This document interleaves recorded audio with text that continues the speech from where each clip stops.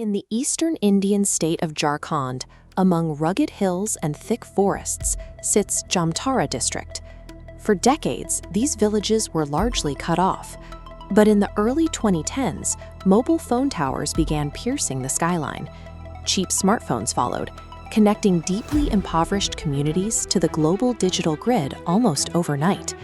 Armed with basic cell phones, local teenagers developed a simple trick. They dial random numbers, posing as bank officials to create a false sense of panic, claiming a target's ATM card was about to be blocked. To fix it, the victim simply reads out their cart number and a one-time password. The payouts were massive compared to local wages.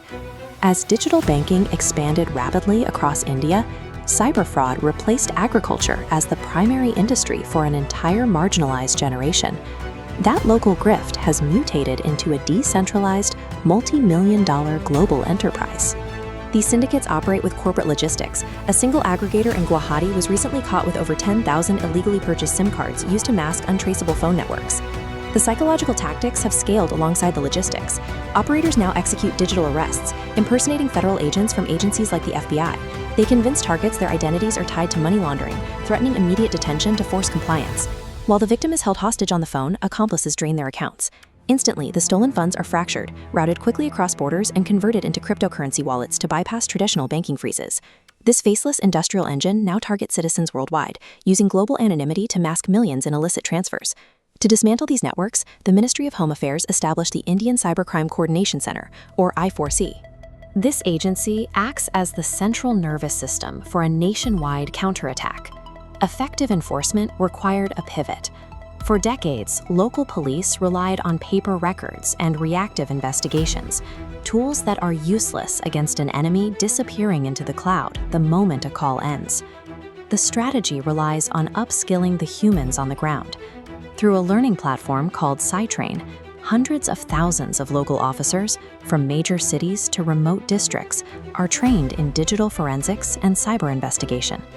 By pushing this expertise out to the precinct level, the government is equipping localized police forces with the digital intellect required to match transnational syndicates. In Maharashtra, investigators are deploying a specialized AI co-pilot called Maha Crime OS, built on Azure OpenAI, to manage the massive volume of digital evidence.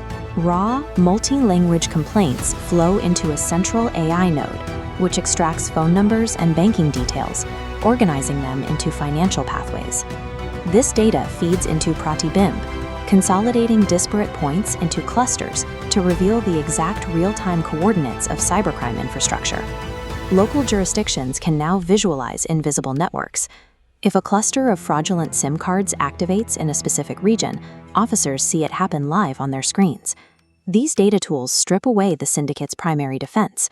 Law enforcement is now weaponizing the criminals' own digital footprints against them. This digital intelligence network produces real, physical results. Under Operation Chakra, the Central Bureau of Investigation used cross-border intelligence from the FBI to track a syndicate operating out of Noida.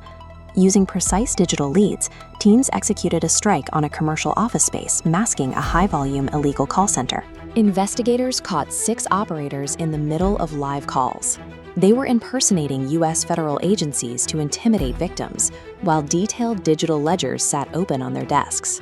The raid recovered 1.88 crore rupees in cash and traced approximately $8.5 million in defrauded funds flowing out of the United States. By combining international intelligence with rapid digital forensics, investigators are moving beyond simple digital blocks to physically dismantle global fraud headquarters. Despite AI and tactical teams, the syndicate still relies on exploiting citizen panic and silence. This counter tracks the money recovered through the Citizen Financial Cyber Fraud Reporting System. It records over 7,100 crore rupees in stolen funds, money that was frozen because victims reported the crime immediately. If you receive a threatening call demanding money, sever contact, refuse to let panic dictate your actions, and dial the National Cyber Hotline at 1930. The public serves as the frontline sensors of this intelligence network.